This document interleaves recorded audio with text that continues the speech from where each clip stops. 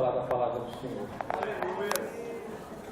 Mas eu confesso a vocês que sempre dá uma tremedeira.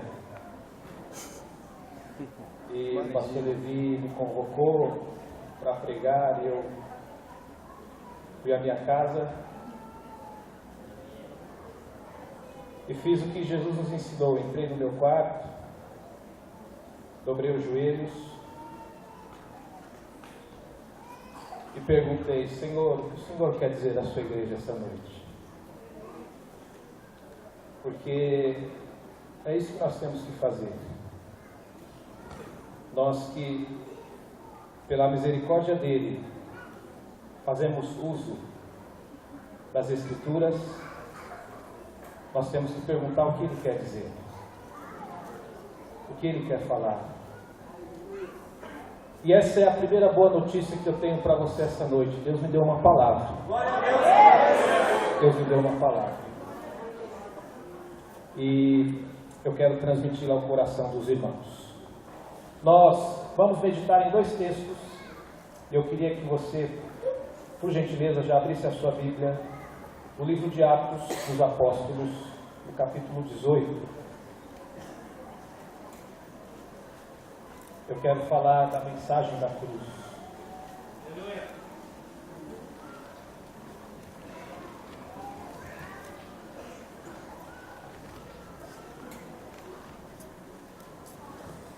O Espírito de Deus já tocou em nossos corações essa noite. Eu tenho certeza que Ele não me deu essa palavra por acaso, ela certamente vai falar ao seu coração, ao coração da igreja. Atos 18, meus irmãos, e depois nós vamos ler Coríntios, 1 Coríntios, mas depois a gente vai para lá. Eu tinha o costume de pedir à igreja para ficar em pé na hora de ler a palavra, né? Reverenciar a palavra. Mas eu comecei a pensar que não faz muito sentido a gente ficar em pé na primeira leitura e depois nas outras a gente lê sentado. E aí, orando ao Espírito de Deus, o Espírito de Deus me falou: o importante, Mel, que é a reverência no dever diário. Não é importante reverenciar aqui. O importante é reverenciar no seu dia a dia. O importante é reverenciar a palavra de Deus quando você levanta, quando você está na sua escola, na empresa onde você trabalha, no trânsito, quando alguém te cutuca, aí é importante reverenciar a palavra de Deus. Portanto, fique sentado à vontade para ler a palavra do Senhor. Amém, meus irmãos? Nós vamos ler então o capítulo 18 de Atos, até o versículo 11. Diz assim: depois disto, deixando Paulo Atenas, partiu para Corinto. Lá encontrou certo judeu chamado Áquila, natural do Ponto, recentemente chegado da Itália, com Priscila, sua mulher, em vista de ter Cláudio decretado que todos os judeus se retirassem de Roma.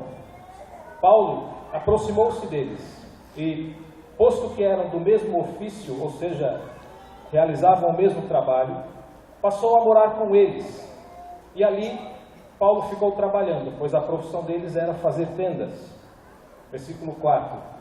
E todos os sábados Paulo discorria na sinagoga, persuadindo tanto judeus como gregos.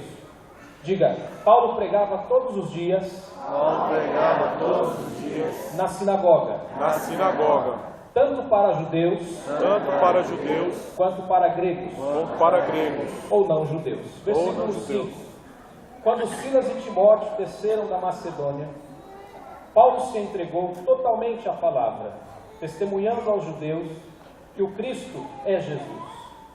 Opondo-se eles e blasfemando, sacudiu Paulo as vestes e disse-lhes: sobre a vossa cabeça o vosso sangue, eu dele estou limpo, e desde agora vou para os gentios. Diga: Paulo cansou de pregar para os judeus, e foi pregar aos gentios. Versículo de número 7. Saindo dali, entrou na casa de um homem chamado Tício Justo, que era temente a Deus. A casa era contígua à sinagoga. Mas Crispo, o principal da sinagoga, creu no Senhor, com toda a sua casa. Também muitos dos coríntios, ouvindo, criam e eram batizados. Diga, a igreja em Corinto, começou a crescer. Versículo 9.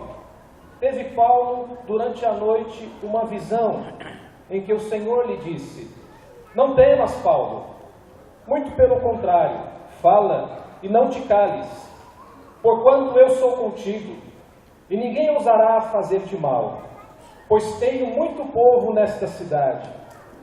E ali permaneceu 1 ano e 6 meses, ensinando entre eles, a palavra de Deus. Diga amém, Jesus. Amém. Diga, Paulo ficou em Corinto. 18 meses. Muito bem, não se esqueça dessas máximas. O próximo texto, já vamos ler. Abra sua Bíblia na carta de Paulo aos Coríntios, na primeira carta, no capítulo 1.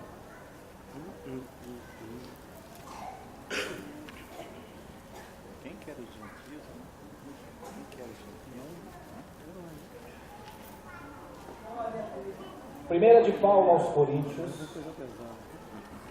capítulo 1, a partir do versículo 17, irmãos.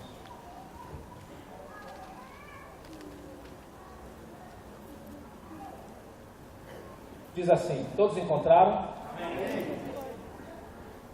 Porque não me enviou Cristo para batizar, mas para pregar o Evangelho, não com sabedoria de palavra, para que não se anule a cruz de Cristo. Versículo 18. Certamente a palavra da cruz é loucura para os que perecem, mas para nós que somos salvos, poder de Deus. Glória a Deus. Aleluia. Pode dar glória a Deus. A cruz é poder de Deus. Glória a Deus. Versículo 19. Pois está escrito, Deus dizendo em Isaías capítulo 29, versículo 14: destruirei a sabedoria dos sábios e aniquilarei a inteligência dos instruídos. Onde está o sábio? Onde o escriba? Onde o inquiridor deste século? Porventura, não tornou Deus louca a sabedoria do mundo? Visto como, na sabedoria de Deus, o mundo não o conheceu por sua própria sabedoria. Aprove a Deus salvar os que creem pela loucura da pregação. Porque tanto os judeus pedem sinais, como os gregos buscam sabedoria. 23. Mas nós pregamos a Cristo crucificado, escândalo para os judeus, loucura para os gentios. Mas os que foram chamados, tanto judeus como gregos, pregamos a Cristo, poder de Deus e sabedoria de Deus. Porque a loucura de Deus é mais sábia do que os homens, e a fraqueza de Deus, se é que Deus tem uma fraqueza, é mais forte do que os homens. Diga amém, Jesus. Amém, Jesus. Meus irmãos, se você percebeu, no capítulo 18 de Atos, nós lemos Paulo indo para a cidade de Corinto. E aqui nós lemos a carta que Paulo escreve aos Coríntios, a igreja de Corinto. Então, os textos estão relacionados. Depois de Paulo enfrentar uma dura realidade em Atenas, capítulo 17, muitos conhecem, Paulo discursa para os filósofos gregos, epicureus e estoicos, e eles têm uma calorosa discussão. A palavra do Senhor diz que alguns creram, outros blasfemaram, outros caçoaram de Paulo, chamaram Paulo de tagarela, disseram: Paulo, nós vamos te ouvir sobre estas coisas outro dia, hoje nós não queremos ouvir mais. Paulo então decide ir para a cidade de Corinto, capítulo 18. Chegando na cidade de Corinto, ele encontra um casal abençoado, Áquila e Priscila, como nós lemos. Descobrem que fazem o mesmo ofício, fazem tendas. Paulo precisava de uma moradia. Paulo vai morar junto então com Priscila e Áquila, e ali ele fica trabalhando, construindo tendas. E eu pedi para os irmãos repetirem que Paulo todos os dias ia na sinagoga pregar para os judeus, pregar a crucificação de Cristo, pregar a ressurreição de Cristo. E o texto nos diz que os judeus começaram a blasfemar e a dizer: Paulo, isso que você está dizendo é uma loucura, isso não faz sentido. Certo dia, Paulo, tomado então pelo Espírito de Deus, certamente, olha para aqueles homens e diz: pois o sangue de vocês é sobre a sua cabeça. Eu agora vou pregar aos gentios, ou seja, aos não-judeus. Sempre que a Bíblia fala em gentio, ela está falando dos não-judeus. Tem algum judeu aqui esta noite? Levante as mãos aqui. Nem um judeu? Sério? Nossa, que coisa engraçada. Brincadeira, né, irmãos? Todos nós aqui estamos na qualidade de gentios, porque não somos judeus. O apóstolo Paulo foi chamado e ele é tratado na Bíblia como o apóstolo aos gentios, porque ele é o homem que Deus levanta, ele é o homem que Jesus Cristo um dia para diante dele e diz: Paulo, Saulo, melhor dizendo, porque você me persegue, Saulo? Dura coisa te é recalcitrares contra os aguilhões. A partir daquele momento, Paulo fica cego, porque ele enxerga a glória de Deus, a glória de Jesus Cristo. E Cristo diz, mais à frente, ele diz para o sacerdote: olha, eu vou ensinar a Paulo como importa sofrer pelo meu nome. E aí Cristo levanta Paulo e diz: Paulo, você gostava de perseguir o meu povo, agora você vai pregar para os gentios. Paulo vai para Corinto. Que cidade é essa de Corinto? Para eu chegar, meus irmãos, aonde o Espírito Santo me levou, eu preciso fazer este apanhado histórico rapidamente. Corinto era uma cidade da província romana, ela distava mais ou menos 80 quilômetros de Atenas, e era uma cidade importante comercialmente. A despeito de ser uma cidade importante comercialmente, era também uma cidade pagã, imoral. A mitologia grega imperava na cidade de Corinto. Na cidade de Corinto havia um templo à deusa Afrodite. Talvez alguém já ouviu falar, a deusa do amor na mitologia grega. Era, portanto, uma cidade pagã, imoral. Uma cidade que não prezava, que não cuidava em seguir os ensinos de Jesus Cristo. E Paulo começa a pregar naquela cidade. Nós lemos que o principal da sinagoga se converte a Cristo. Depois muitos são batizados. E a igreja de Corinto começa a crescer de forma surpreendente. Mas, meus irmãos, Paulo fica lá 1 ano e 6 meses, como nós relatamos, 18 meses.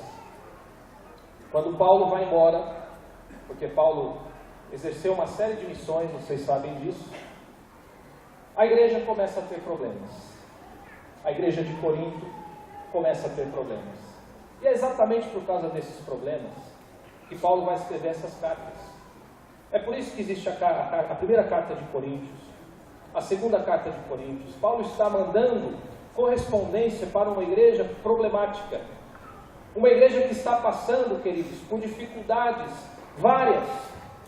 Eu anotei aqui, rapidamente, alguns problemas da igreja de Corinto. Divisões, facções. Se você pegar o primeiro capítulo aqui de Coríntios, você vai ver que havia uma divisão no meio da igreja. Uns diziam, eu sou de Paulo. Outros diziam, eu sou de Apolo.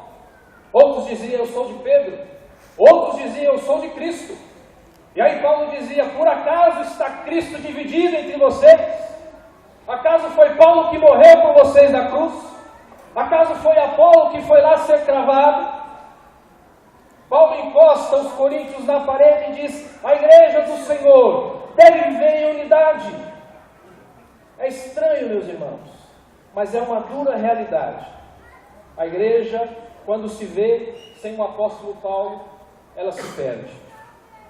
Paulo escreve a carta de Coríntios para tratar uma série de problemas. Por isso que ele vai ensinar sobre os dons. Por isso que no capítulo 13 ele vai dizer, olha, eu não vos pude chamar de espirituais, eu tive que tratar vocês como canais. Eu não pude dar a vocês alimento sólido, eu tive que lhes dar leite, eu tive que lhes tratar como bebês em Cristo. Paulo está escrevendo uma carta exortativa para a igreja de Coríntios. Ele está abordando os problemas que estão acontecendo ali. E é exatamente, meus irmãos, um desses problemas que eu quero refletir com vocês. Porque no capítulo 1 de 1 Coríntios, no versículo 17, Paulo começa a falar da cruz. Por que Paulo começa a falar da cruz? Paulo começa a dizer, olha, eu não preguei no meio de vocês com sabedoria de palavras, para que não se anule a cruz de Cristo. Aí no versículo 18 ele vai dizer, certamente a palavra da cruz é loucura para os que se perdem. Havia, meus irmãos, dentro da igreja de Corinto, um questionamento agora sobre a eficácia, sobre a verdade da mensagem da cruz. Eles estavam questionando se de fato a mensagem da cruz era verdadeira. Paulo não escreve isso aqui por acaso. Eles chegaram a esse questionamento. Se você perceber, no versículo de número 23, do primeiro capítulo, Paulo diz assim, mas nós pregamos a Cristo crucificado, escândalo para os judeus e loucura para os gentios, ou para os gregos. Tinha dois problemas ali na igreja de Corinto. Para os judeus, a cruz era um escândalo. E para os gentios, a cruz era uma loucura. Os judeus, eles esperavam um Messias, um libertador, quando você analisa os evangelhos, um guerreiro, um homem alto, forte, na nossa cultura aqui de olhos azuis, de pele clara. Eles esperavam um supremo guerreiro que viesse montado no seu cavalo, desembanhando a sua espada e vencesse pela força. E o que lhes aparece é um pobre nazareno, um homem que Isaías vai escrever em 53, desprezado, que não tinha nenhuma aparência. E ele vai entrar em Jerusalém numa jumentinha, desprezado por muitos, vai acabar morrendo numa cruz, depois de ser espancado e cuspido. Mas é claro que a cruz é uma vergonha, é um escândalo. Como é que um rei libertador pode morrer dessa forma? Até hoje, meus irmãos, os judeus ortodoxos não aceitam a vinda do Messias porque eles não acreditam que Deus pode ter se manifestado de forma tão humilhante. Porque em Deuteronômio 23, 21 está escrito que é maldito todo aquele que morrer pendurado na cruz, no madeiro. Por isso a cruz era um escândalo para os judeus. E se lembre que na igreja de Corinto, a grande maioria eram judeus e gentios. Pois, se para os judeus a cruz é um escândalo, e para os gregos é uma loucura, pronto, está feito o cenário. Eles estavam questionando a eficácia da mensagem da cruz. Os gregos, os gentios, estavam maravilhados com a filosofia grega. Eles queriam entender a cruz de Cristo pelo raciocínio humano. É só ver eles discutindo com Paulo em Atenas. Eles querem que Paulo dê uma explicação racional para o fato de Cristo ter morrido na cruz. Como pode um homem que diz ser o Filho de Deus, um homem que na verdade é o próprio Deus, morrer, ser cuspido, ser espancado? Isso não se explica pela sabedoria humana. Diziam os filósofos: isso não faz sentido, Paulo, isso que você está pregando não tem o menor sentido. É por isso que Paulo vai dizer: pois é, por isso que eu não prego entre vocês com sabedoria humana, eu prego a cruz de Cristo, que é poder de Deus. Aleluia! Na verdade, pelo ensino de Paulo, meus irmãos, nós podemos concluir que a sabedoria humana, ela é incompatível com a mensagem da cruz. Não há compatibilidade, não há como você conciliar, não há como você explicar a morte de Cristo por vias da metafísica, da filosofia, da argumentação. Não, é algo que é comunicado a você, ao seu espírito, e você simplesmente crê, você simplesmente acredita. Glória a Deus. Aleluia. Para os judeus era um escândalo.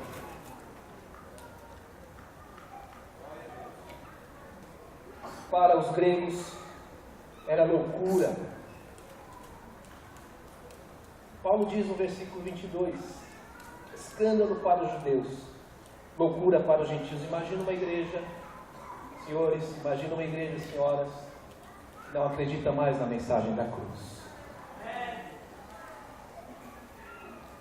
E meus irmãos, estudando esse texto, nós chegamos à conclusão de que todo este mal sobreveio à igreja de Corinto, esses e outros, porque a igreja sempre tende a absorver a cultura da sociedade em que ela está inserida.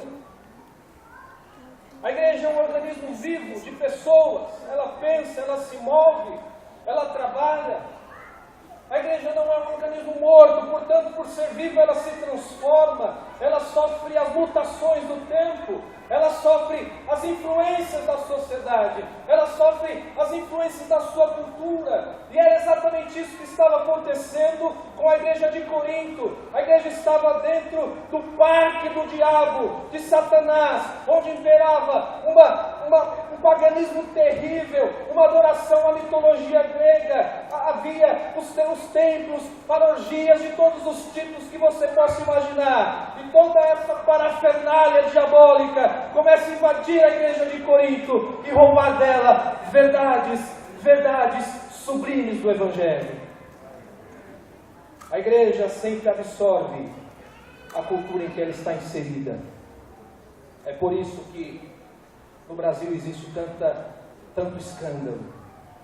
É por isso que a igreja brasileira, em muitos lugares, tem envergonhado o nome de Jesus. É por isso que muitas igrejas têm deixado o mundanismo invadir as suas portas. É por isso que muitas igrejas já abandonaram a mensagem da cruz, porque a mensagem da cruz não é tão confortável, a mensagem da cruz não é tão simples de entender, de compreender. Pode reparar, as pregações da prosperidade não falam da cruz. Pode reparar, as pregações midiáticas não falam da cruz. A cruz está sendo tirada do meio das igrejas. Mas nesta noite, o Senhor me trouxe aqui para dizer que a mensagem da cruz deve continuar em nosso meio. Aleluia! É por ela,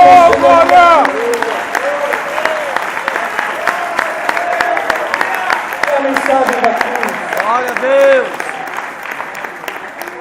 Certamente é loucura para os que se perdem, mas para nós que fomos salvos, é o poder de Deus.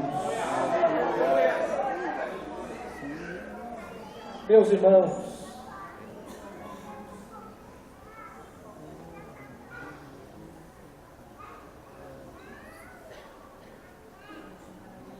Deus mostra, ou Deus inverte os valores na cruz.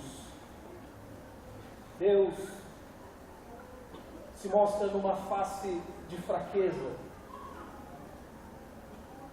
porque numa perspectiva puramente humana, quem vence, quem é vitorioso, é quem está sorrindo no final, é quem está alegre, é quem está conquistando. Numa perspectiva humana, aqueles que morrem pelos seus ideais, pelos seus valores, morreram por nada. Nós temos relatos na nossa história. Quem já ouviu falar do Che Guevara, o médico argentino, revolucionário? Se você nunca leu ou assistiu a biografia, é interessante, leia. Assista o filme Diários de Motocicleta. Pregação da Bíblia também é cultura. Mas o homem que é preso e morre, baleado na sarjeta, lá eles acabam com ele. O que a perspectiva humana diz? Foi um fracassado.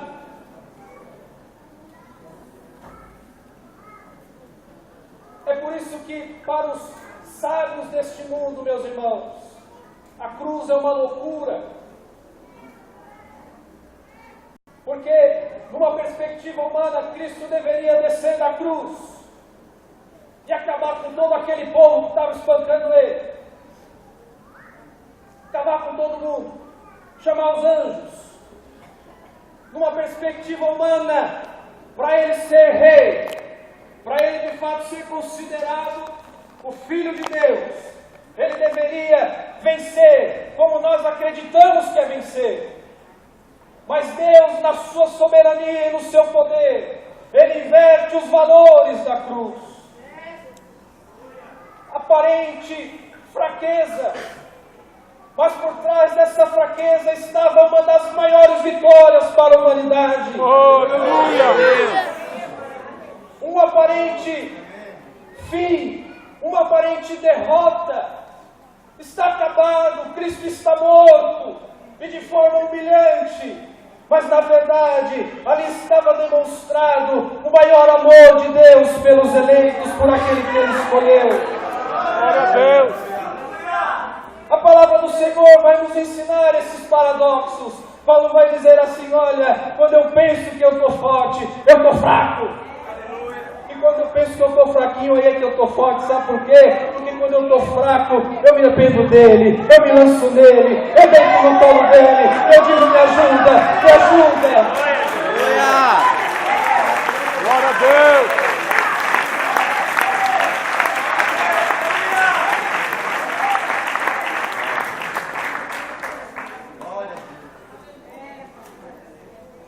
Martinho Lutero disse que se nós não pregássemos mais nada, e só a cruz, já estaria bom demais.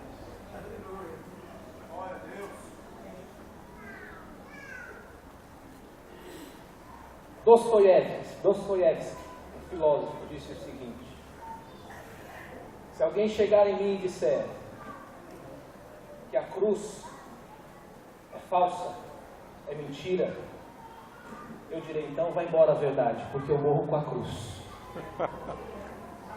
Meu Deus! Glória a Deus! Tem alguns assim? Aleluia! Glória a Deus! Se Deus tivesse uma fraqueza, versículo 25, Paulo carrega esse versículo de ironia. E ele diz: porque a loucura de Deus é mais sábia do que os homens,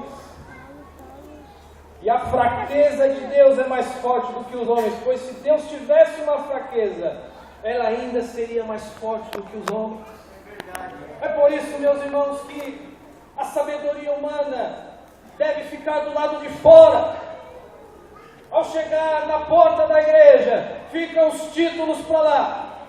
Se você é advogado, se você é administrador, se você é professor, se você é doutor, se você é prefeito, se você é governador, aqui isso não faz o menor sentido, porque aqui o que impera é a sabedoria do céu. Aleluia! É a sabedoria do céu.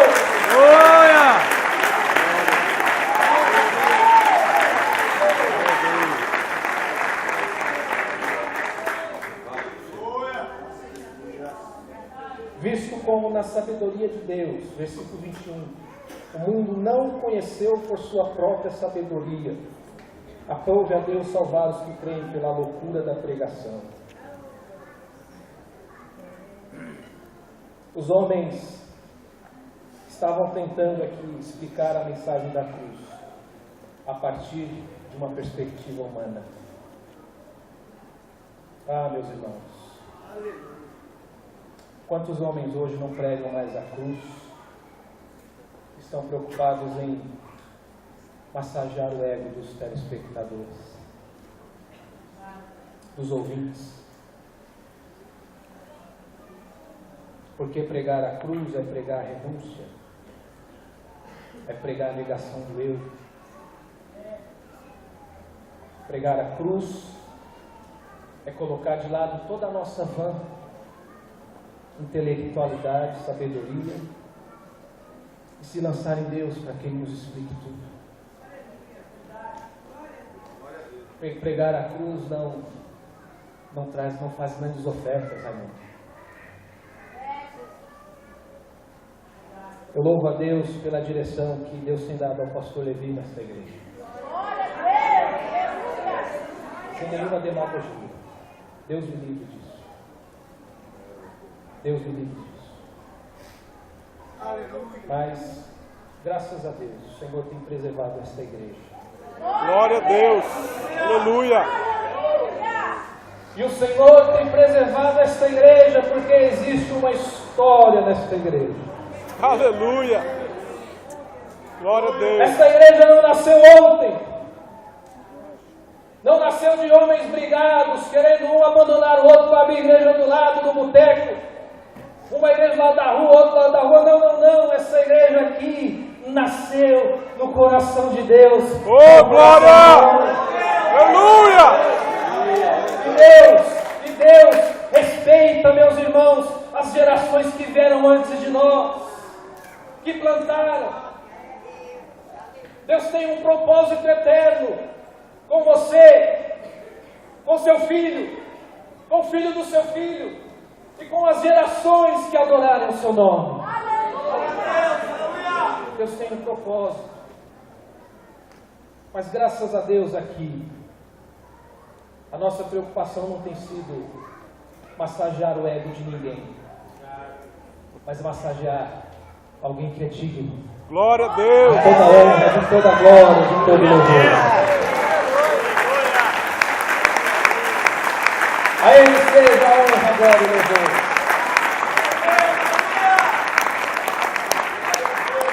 Estamos caminhando para o fim já. Como pode o Filho de Deus morrer da forma que morreu? Essa é uma pergunta que ecoa nas mentes humanas. Você vai perceber que muitos não entendem a mensagem da cruz, apesar de estar na igreja há tantos anos.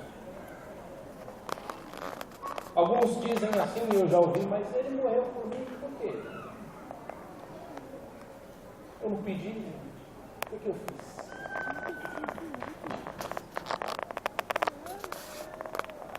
Destruirei a sabedoria dos sábios e aniquilarei a inteligência dos instruídos. Ah, meus irmãos, Deus, Ele inverte todas as coisas, hein? Quando a gente pensa que sabe alguma coisa, Ele vem e mostra pra gente que a gente não sabe nada. É verdade. Quando a gente pensa que está aprendendo alguma coisa porque foi estudar teologia, Deus nos ensina algumas coisas que os manuais de teologia sistemática não ensinam, não. Glória a Deus.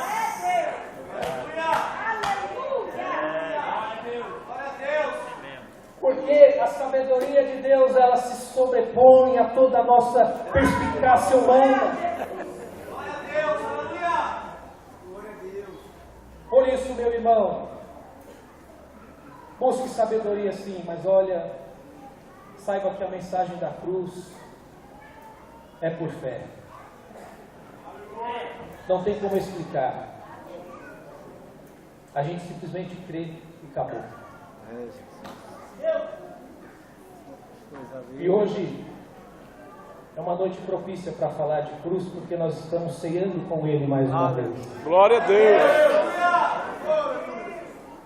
Para terminar, meus irmãos, eu quero ler os versículos seguintes aqui, do capítulo 1 ainda.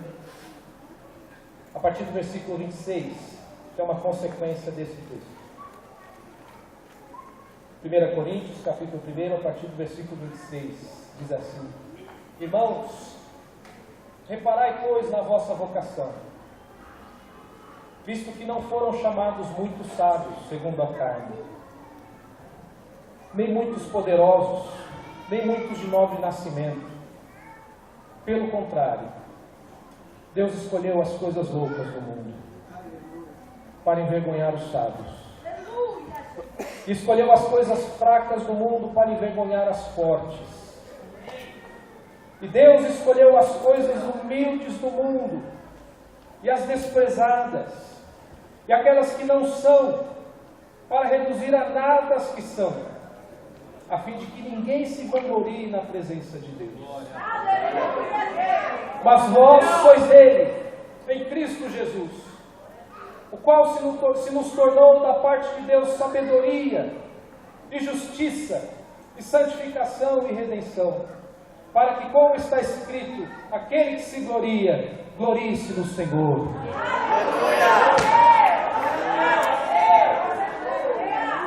Paulo diz, para fechar esse assunto, ele fala: vocês estão preocupados com o saber humano? Eu quero revelar um mistério para vocês. Não são muitos os sábios que foram chamados, não. Nem muitos os poderosos, nem muitos os de nobre nascimento. Pelo contrário, Deus escolheu as coisas loucas para envergonhar os sábios. Eu não sei, meu irmão, como você entrou aqui esta noite. Talvez você entrou caído, quebrado, desprezado, talvez por situações da vida que você tem passado. Eu quero te dizer, Deus escolheu você assim mesmo. Talvez você se sinta fraco. Talvez você se sinta fraco esta noite. Eu quero te dizer, Deus escolheu você. Aleluia! Porque a sua força virá dele nesta noite, se você crer. Deus não escolhe aqueles que pensam que são alguma coisa. É por isso que na cruz Deus vai se mostrar como uma fraqueza, como algo aparentemente falho, fraco, um fim trágico, mas na verdade Deus está mostrando a sua força. Deus está escolhendo as coisas ao contrário, justamente para confundir as pessoas que pensam que são alguma coisa, que vivem se exaltando, que vivem cheio de arrogância, pois esses o Senhor muitas vezes não chamou. Mas você é humilde, você se acha louco, você já se sentiu desprezado, você se acha fraco, é você que o Senhor chamou. Por isso você está aqui esta noite. Ele me trouxe para a Seara.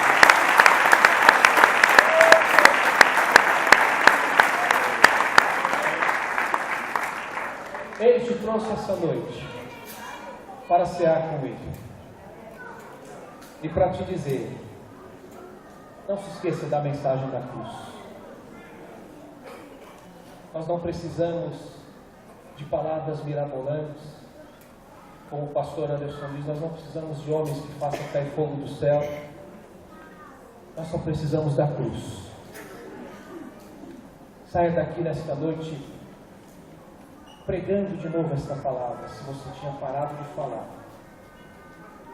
Se a sua vontade, se a sua preocupação ao vir à igreja era somente buscar, pedir. Saiba nesta noite que Deus quer que você pregue a cruz.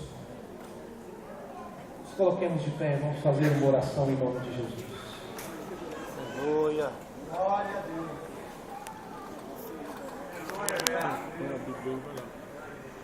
Meus irmãos, que Deus nos abençoe. Que nesta noite nós ainda sejamos tocados pelo Seu Espírito neste lugar, ainda muito mais. Vamos cear com Ele, vamos nos alegrar e não esquecer que a Sua cruz nos trouxe vida. Feche os teus olhos, oremos ao Senhor. Pai nosso, em nome de Jesus Cristo, nós te agradecemos por este momento em que refletimos na Tua Palavra, sobre a mensagem da cruz, Senhor. Essa mensagem que tem sido tão desprezada nesses dias, Pai. Os homens pregam cada vez mais o que querem dizer, cada vez mais ideias, filosofias deste mundo, e a cruz está ficando de lado. E a mensagem da cruz, que é a mensagem que salva, que liberta, que nos toca, que nos purifica, que nos lava, muitas vezes está ficando de lado, Senhor. Nesta noite eu creio que o Senhor colocou esta palavra no meu coração para transmitir à Tua igreja, e que o Teu Santo Espírito possa os tocar a cada dia, a serem vozes contrárias a esta multidão, Senhor. Que nós continuemos pregando a cruz de Cristo. Vergonha para os judeus, loucura para aqueles que perecem, mas para nós, poder de Deus para a salvação das nossas almas. Muito obrigado, Senhor. Bendito seja o Teu nome esta noite, em nome de Jesus. Dê uma salva de palmas ao nosso Deus. Aleluia.